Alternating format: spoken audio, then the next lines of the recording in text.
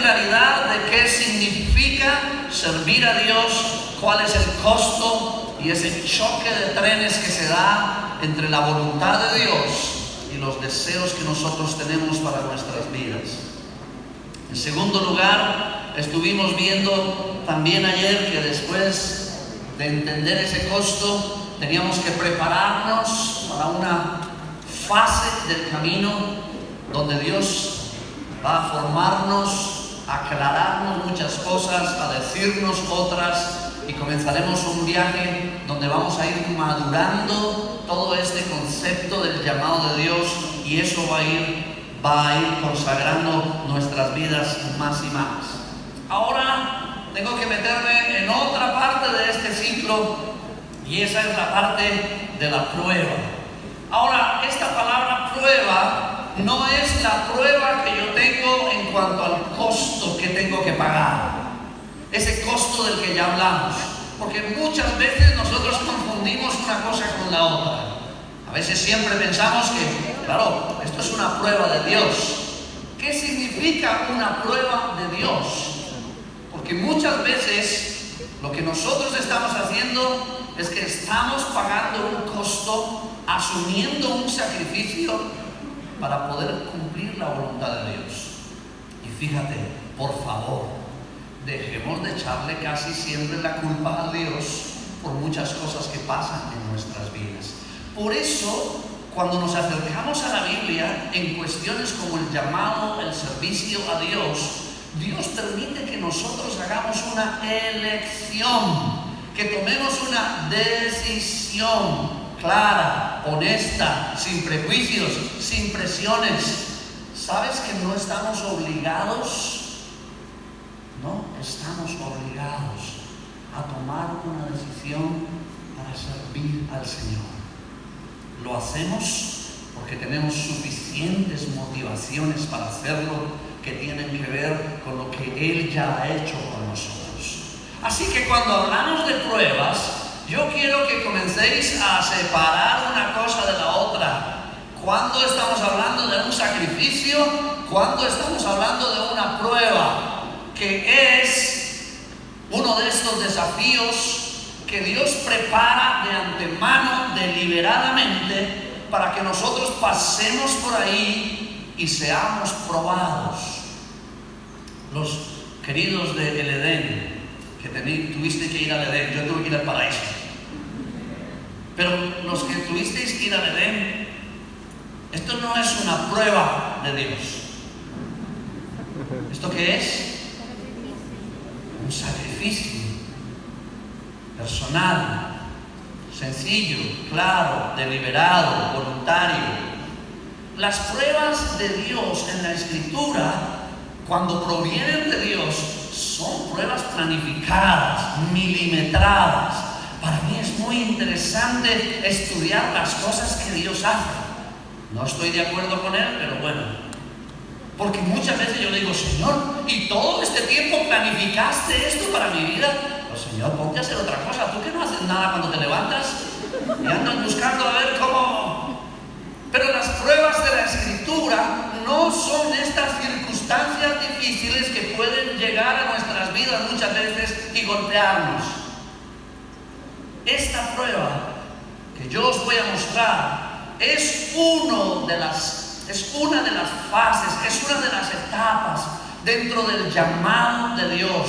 Cuando Dios llama, cuando nos convoca, como lo vimos con Moisés, pero luego tiene que probarnos. Y esa prueba es planificada. Suena mal, ¿no? ¿Ya te imaginas a Dios sentado en su trono, tan bueno que es el tío, planificando una prueba contra mí? Digo, Señor, por favor, eso suena malo, eso suena a una película como que alguien me quiere hacer daño. Pero cuando realmente vemos pruebas de Dios, las pruebas de Dios no son en la Biblia circunstancias al azar que llegan a tocar sus hijos porque pues tú estabas en el tiempo equivocado, en el momento equivocado, en el lugar equivocado. ¿Por qué son tan planificadas estas pruebas? Porque esas pruebas tienen propósito, porque esas pruebas guardan una razón directa aquel que es probado. Fíjate que Dios no nos prueba de la misma manera. ¿Habéis visto? Claro, tú me dices, no, casi todos vamos por las mismas pruebas. No. Aunque la prueba pueda llegar a ser muy parecida, aunque la prueba que tú me digas es, fíjate que todos estamos sin dinero, eso ya es normal entre nosotros los evangélicos. Nosotros andamos todos más pelados que... Pero ¿sabes una cosa? Aún en medio de eso que parece similar, las pruebas de Dios tienen detalles que luego cuando yo me pongo a analizar cómo me ha probado, yo digo, ¿cuánto me conoces? ¿Cuánto me has estudiado? Porque cuando preparan las pruebas, me pegas donde tienes que pegarme. Y posiblemente cuando muchas personas vienen a contarte cosas, me dicen, es que Dios a mí me está probando en esto. Y tú por dentro estás diciendo, pues eso no es una prueba.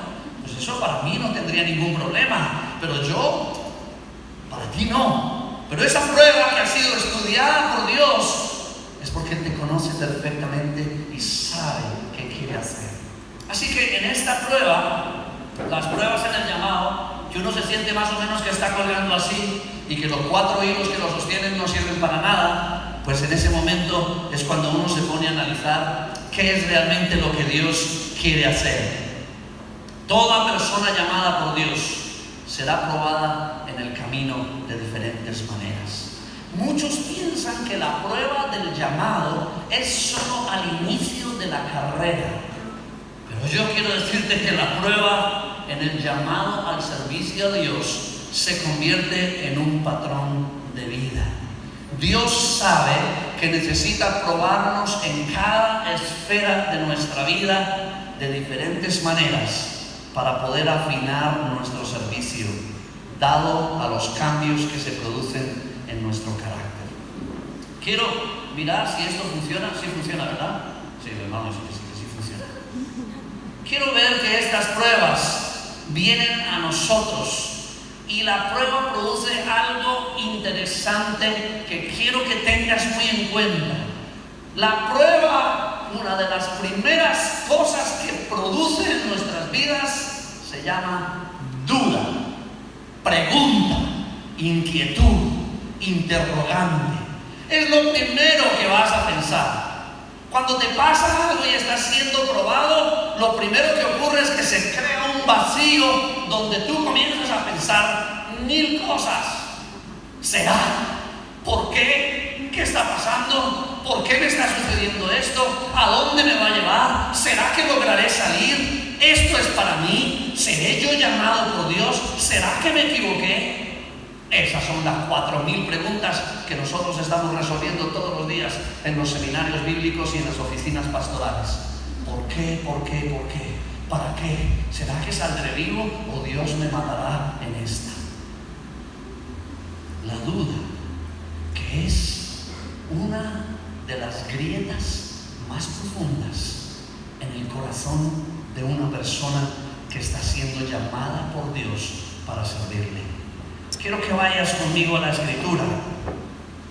Acuérdate, chico sin Biblia es chico sin novia. Chico sin novia.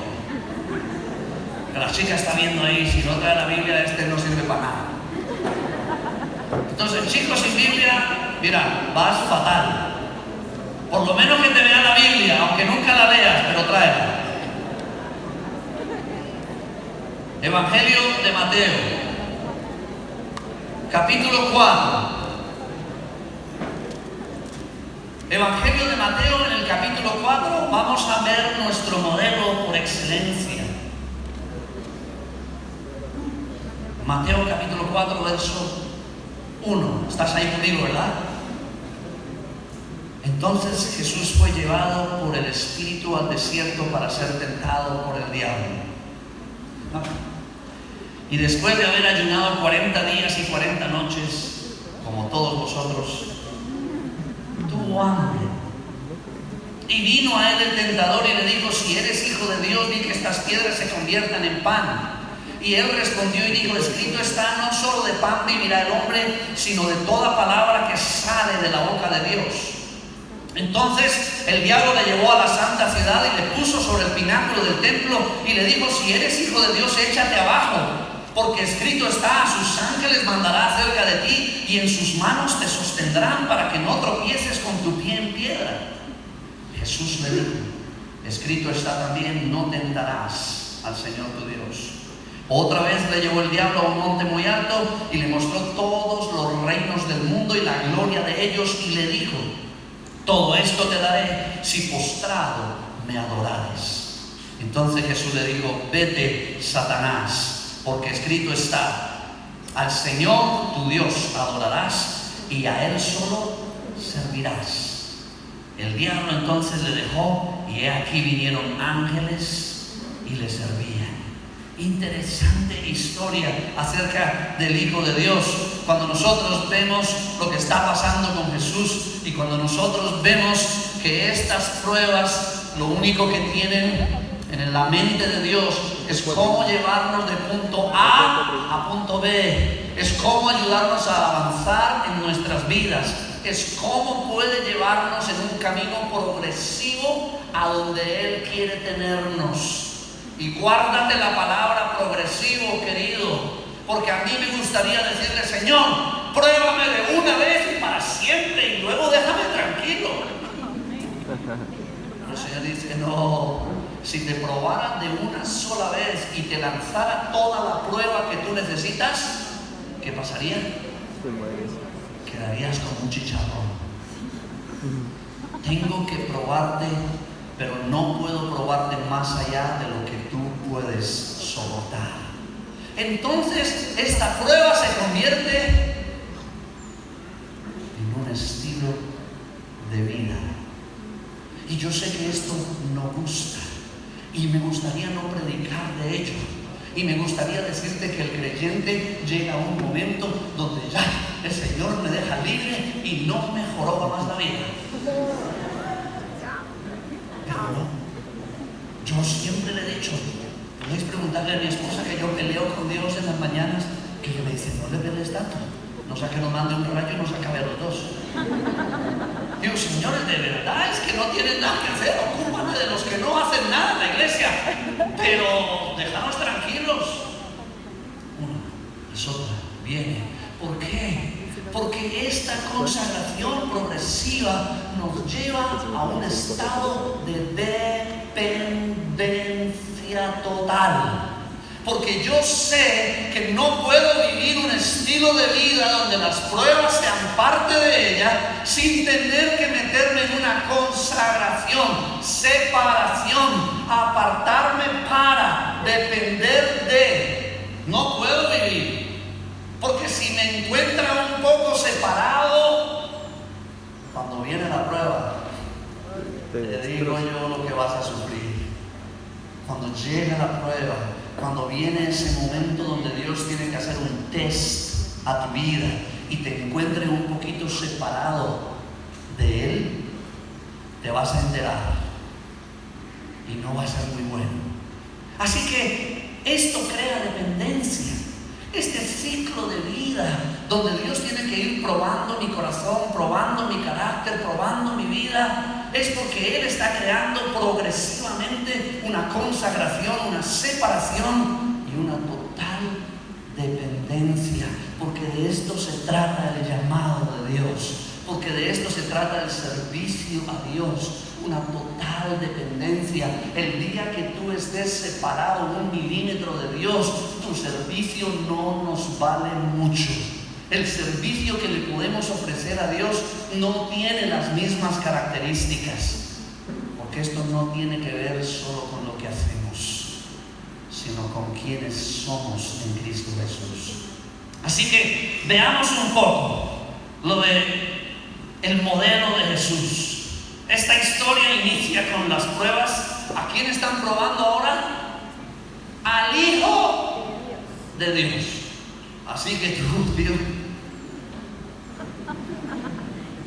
si el Hijo de Dios fue sometido a prueba, así que tú estás en la lista, seguro.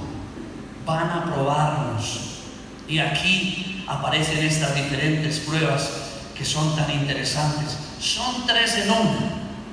Porque el diablo, cuando Dios le da permiso, él no viene con uno, él viene con un pool de pruebas.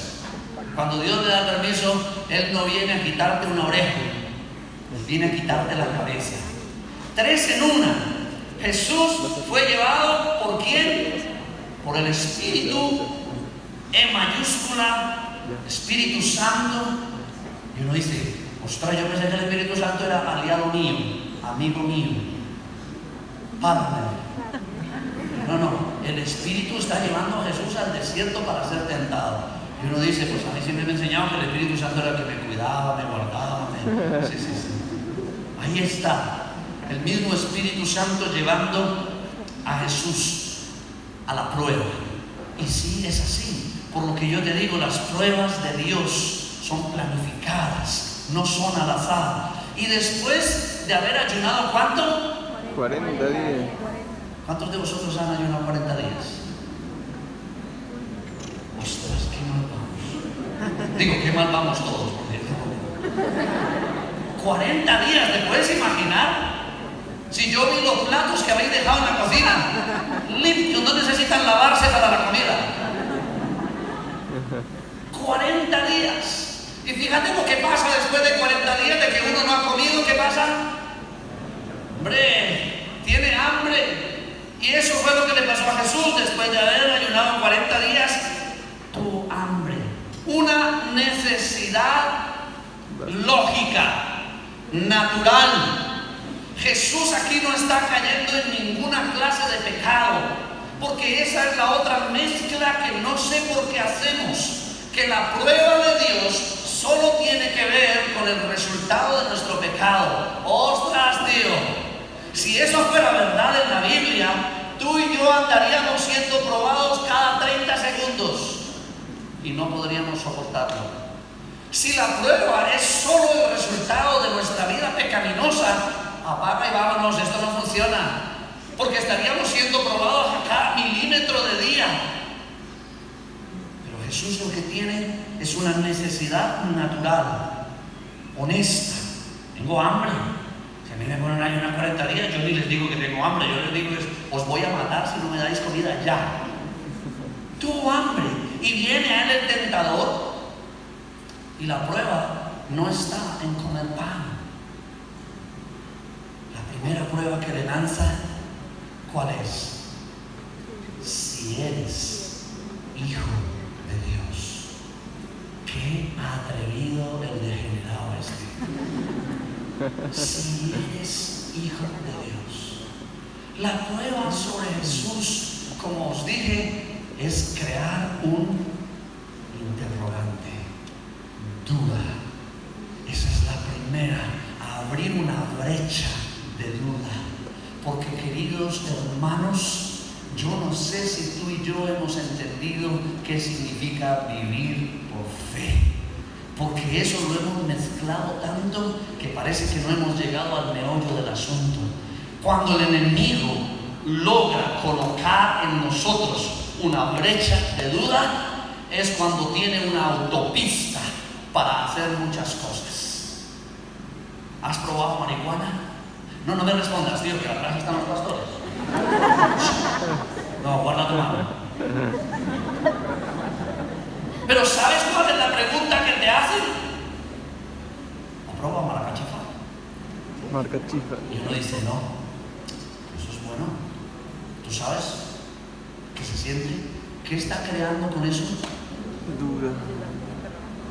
Un interrogante gigante, una duda. Y uno comienza a pensar por dentro, pues hasta bueno será, ¿no? Digo yo, si todo el mundo la prueba y tal, y se sienten así, bacán. ¿Qué crea? ¿Dónde está construyendo un hueco? En la duda, en ese interrogante. Y fíjate lo que hace, y le digo degenerado, porque es que Jesús, antes de ir al desierto, ¿dónde estaba? Estaba siendo bautizado en el río Jordán, y cuando se abrieron los cielos salió una voz que le decía ¿qué? Este es mi hijo amado. Tú eres mi hijo amado y en ti me complazco. Y a las 24 horas Satanás le está preguntando, ¿en serio? ¿De verdad? Y yo digo, pero no Hace 24 horas que le dijeron. No le interesa. Porque eso es lo que pasa en nuestras vidas cada momento. Porque eso es lo que pasa en la vida de una persona que está sintiendo un llamado de Dios. Cuando sientes un llamado de Dios, lo primero que van a crear en ti es una duda. ¿En serio? Pero mírate por favor al espejo que tú no vales para nada. Pero no sabes quién eres tú. Pero no te has dado cuenta de dónde vienes. Pero no recuerdas tu historia. Pero si tú no sirves, tú no vales. Tú no puedes hacer eso que te están pidiendo. Servir a Dios. Ahora, ¿quién te creíste? Billy Graham. Lo primero que crea en nosotros es una duda sobre las palabras que Dios ya nos ha dicho. ¿Sabes cómo quiere vivir el creyente? El creyente quiere vivir con una repetición continua de Dios en su oído. Pero esa no es la forma de actuar de Dios. A nosotros nos gustaría que Dios me repitiera toda la mañana: sí, hijo, tú eres mi hijo y yo te he llamado. Y mañana que me diga lo mismo, y en la noche y en la tarde. Pero en la Biblia eso no está. Abraham, vete de tu tierra y de tu parentela y de la casa de tu padre a la tierra que yo te mostraré. Te dejo esa tarea. Revisa desde Génesis 12 hasta Génesis 18 cuando Dios volvió a decir lo mismo a Abraham. ¿Y el tío qué hizo? Se fue y lo hizo. ¿Y por qué lo llamamos el padre de qué?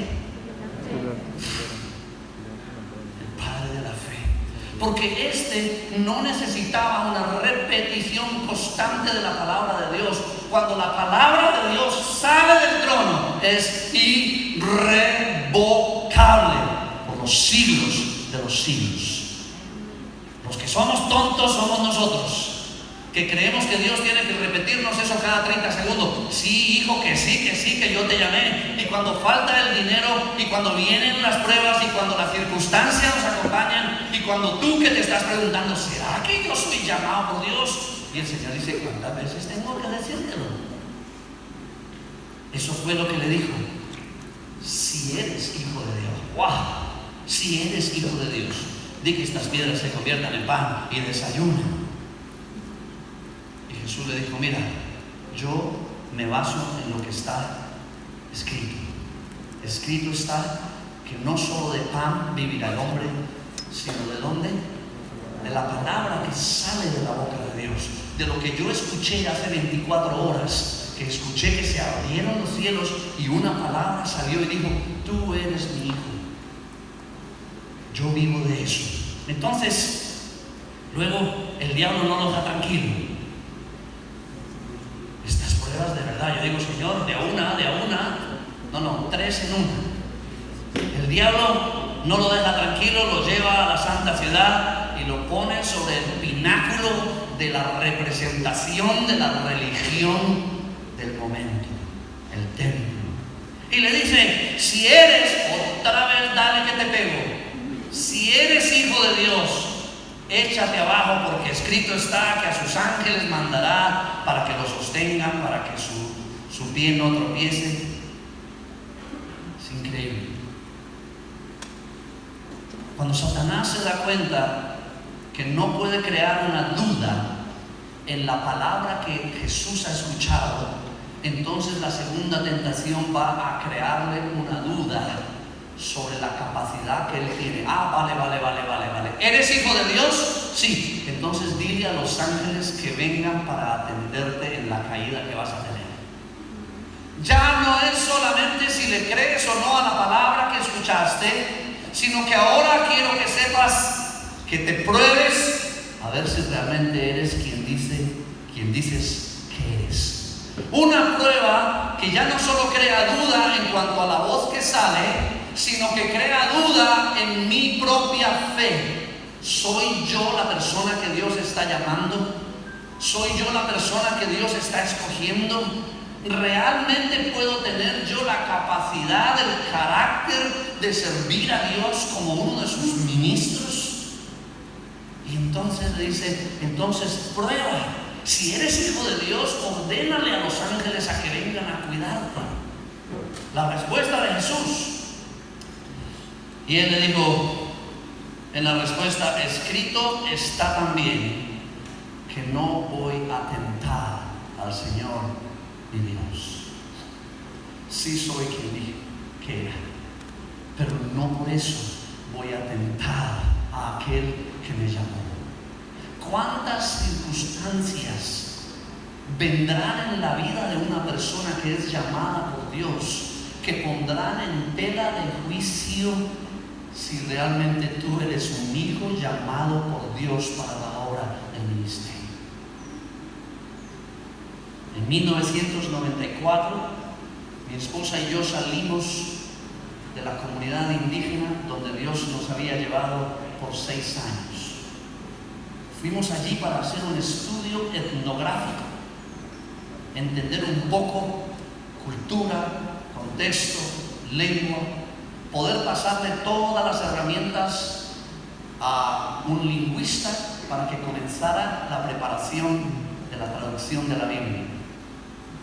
Pero después de estar allí por 4 años y de pensar que Dios nos iba a usar impresionantemente en esa comunidad, cuando salimos de allí, de la comunidad, no había ni un solo creyente. Ni siquiera mi esposa y yo éramos creyentes. Lo habíamos perdido hasta nosotros.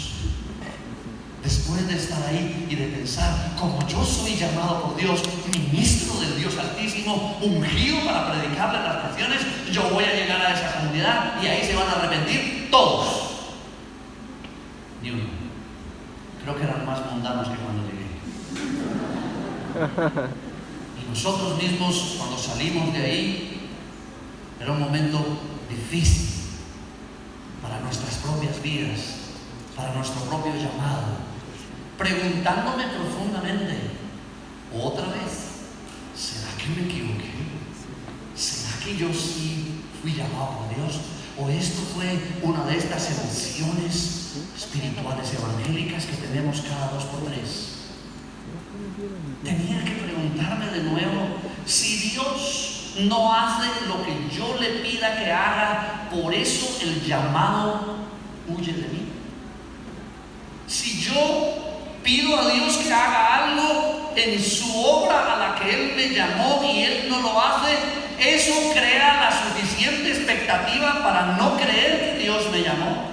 El llamado de Dios no está ligado directamente con los resultados. El llamado de Dios no está ligado con las circunstancias. El llamado de Dios no está ligado a la famosa y peligrosa palabra del día de hoy, éxito.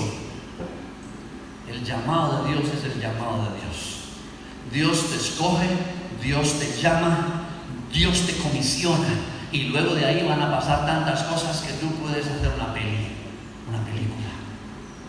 Pero eso es lo que tiene Dios en sus manos. Y esto va a ocurrir, chicos, con vosotros, los que ya estáis en el liderazgo de las iglesias ayudando. ¿Cuántos sois? ¿Cuántos de vosotros tenéis liderazgo en las iglesias? No, pues no me levanten la mano así. Levanta la mano, hemos hecho una foto desde el cielo por si has mentido.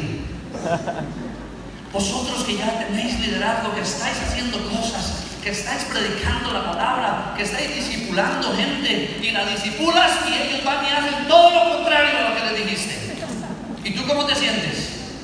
Ostras, de verdad, ¿será que yo sí soy llamado a esto? Y cuando uno está guiando, la gente va para otro lado. Y cuando uno está diciéndole vamos al norte, ya todos quieren ir para el sur. Y uno se pregunta, ¿será que sí soy llamado? El llamado de Dios no está ligado directamente a los resultados de tu trabajo. El llamado de Dios es el llamado de Dios. Él llamó así a los que Él quiso. Marcos capítulo 3, versículo 13. No llamó así a los que lo hacían mejor. No llamó así a los que se veían mejor. Llamó así a los que Él se le dio la voluntad. A los que Él quiso. Él no te llama porque tú eres un maestro del arte del ministerio. Él te llama porque Él ha decidido usar tu vida. No tentarás al Señor tu Dios. Por favor, no tientes al Señor tu Dios. No lo tientes cuando vengan esos momentos donde la duda crece.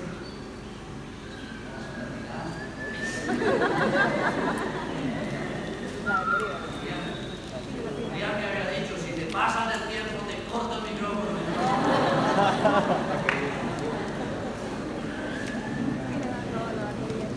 La pila. Ven conmigo a la Biblia. Otra vez. Otra vez. ¿Por qué crees que el autor coloca otra vez? Otra vez, como que esto no va a parar. Otra vez le llevó el diablo a un monte muy alto y le mostró todos los reinos del mundo y la gloria de ellos. Y le dijo, todo esto te daré, si postrado me adorares. Gracias, Señor. Tiempo extra, ¿no? Si postrado me adorares. Hay un momento de la prueba. Hay un contenido de la prueba. Hay una trascendencia en la prueba. Las pruebas de Dios son milimétricas. Me podría quedar aquí toda la mañana contando dos cosas. Son milimétricas. Están estudiadas tanto que hasta me da miedo. Si postrado me adorares.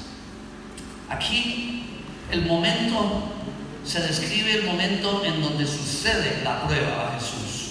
Le encuentra en el desierto inmediatamente después de una visitación. Se abren los cielos, la voz viene, le dice, tú eres mi hijo amado, y cuando Jesús ya se siente que está en la gloria de Dios, lo tira abajo. Cada vez los momentum, cuando tú te sientas más fuerte, más servicial, cuando tú te sientas que estás dándolo todo y que está dando fruto tu trabajo, amárrate el paracaídas, tío. Amárrate el cinturón de seguridad, porque la palabra dice que Dios no comparte su gloria con nadie. Y cuando nos sentimos en ese pico de nuestra vida y de nuestro llamado y de nuestro ministerio, ahí nos mandan en la montaña rusa para abajo, sin frenos, sin paracaídas. Contenido. La esencia de la tentación no fue solo la satisfacción de una necesidad personal, sino poner en duda la palabra del Padre sobre su Hijo.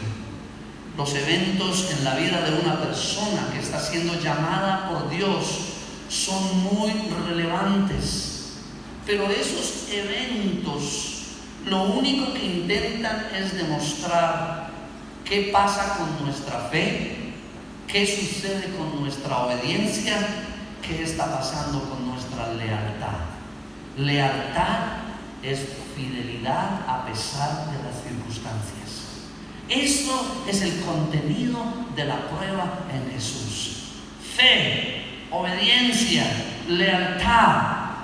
Este era el contenido que tenía que venir en la prueba. Y yo me pregunto, espérate, ¿eso lo necesitaba Jesús? Oye, estamos hablando de Jesús, ¿vale? No de mí, yo soy el Jesús falso, el otro, el verdadero. ¿Necesitaba Jesús fe, obediencia, lealtad? ¿Por qué el Padre permite milimétricamente esta prueba? Si digo que sí, sin explicarles el contexto, Pastor Francisco Cerrón me va a decir que soy un hereje. Pero sí, Hijo de Dios. Jesús era el Hijo de Dios, pero Jesús era 100% Dios y 100% hombre. Y como modelo de la humanidad, no como modelo de la divinidad, pero como modelo nuestro de la humanidad, Él tenía que demostrarnos que Dios el Padre tiene que andar probándonos en nuestra fe, en nuestra obediencia y en nuestra lealtad. La trascendencia de esta prueba No todo en la vida puede ser reducido al milagro de obtener una respuesta. No todo nuestro ministerio y nuestro llamado puede estar reducido a pensar en si Dios nos responde o no a lo que le pedimos. La trascendencia de la prueba es volver a recordarnos quiénes somos. Seguro que sí. Y vas a volver a decir, sí, yo no soy nada. Pero al mismo tiempo te recordará quién te llamó. El Dios Todopoderoso, creador de los cielos y la tierra. ¿A qué te llamó? A una y solo una y exclusivamente una cosa te llamó: a cumplir su perfecta voluntad. Por encima de las actividades, de los eventos, de las metas, de los proyectos, de los ministerios, tú y yo tenemos que entender que toda persona llamada por Dios vive para cumplir su voluntad. Su voluntad. Quiero que escuches esto. Dios ordena a su rey y su profeta en una de las guerras del Antiguo Testamento y les dice: he aquí tendréis que levantaros contra los amalecitas, id a su campamento y mataréis a todos los adultos, todos los niños, todas las niñas, todo el ganado, y no dejaréis a nadie vivo. Ahí yo levantaría la mano. Perdona, ¿se puede renunciar?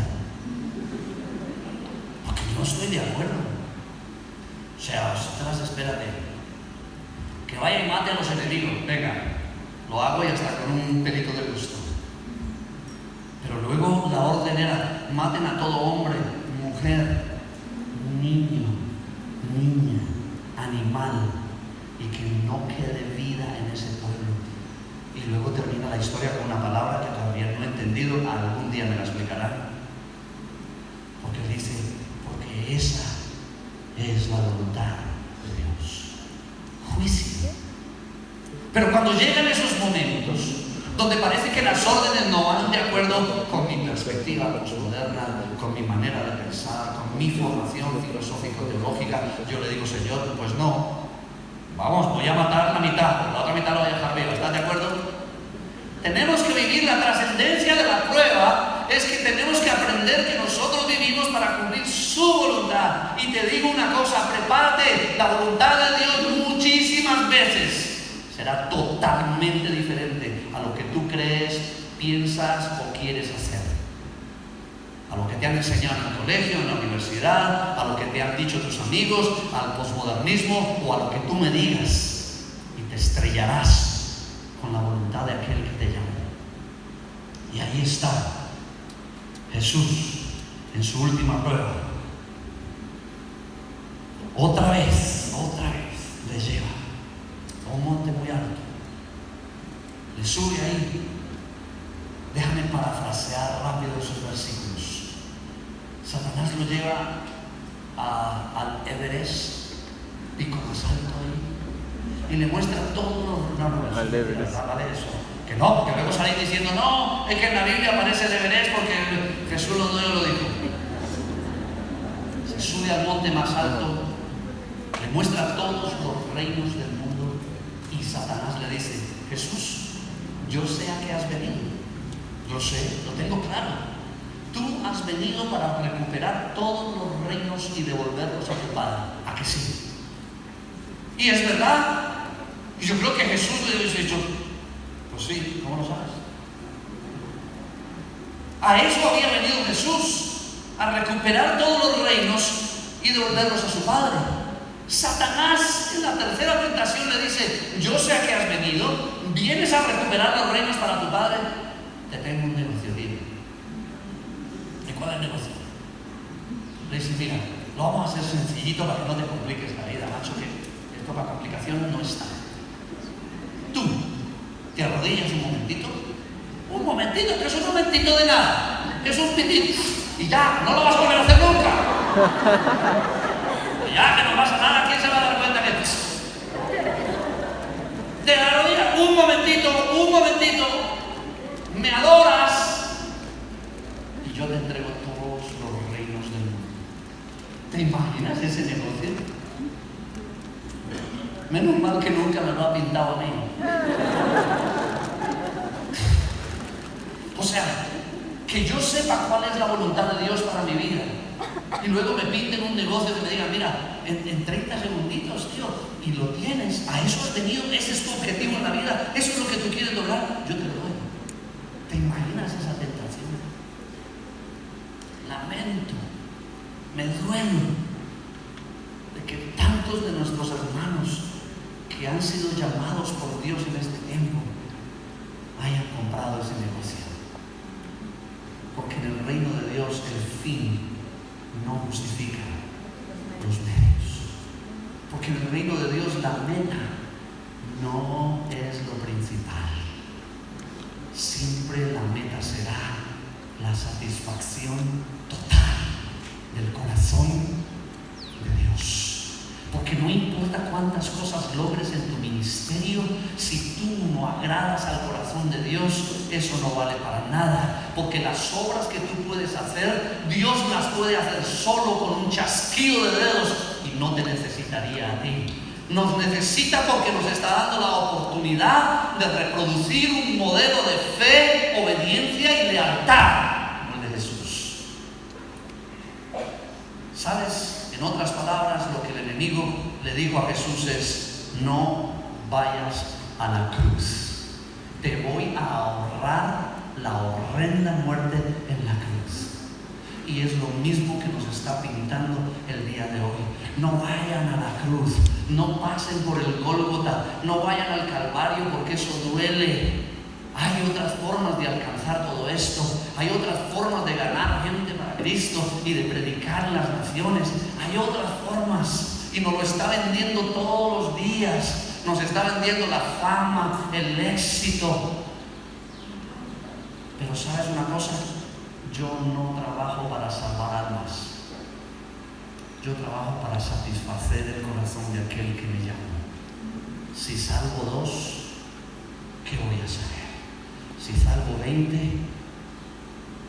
200 o 50,000, me va a importar lo mismo.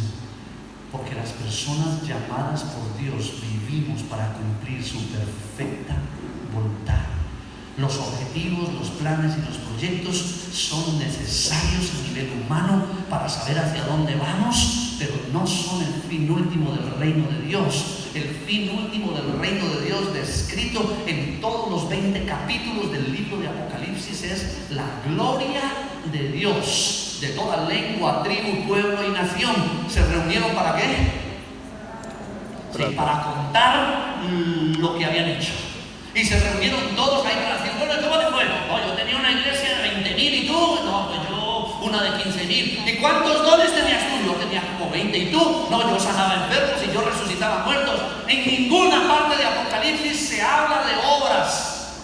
Todo Apocalipsis es lleno de una cosa: la gloria de Dios, exaltando al Cordero por los siglos de los siglos, los 24 ancianos y las multitudes colocando sus coronas a los pies del Cordero.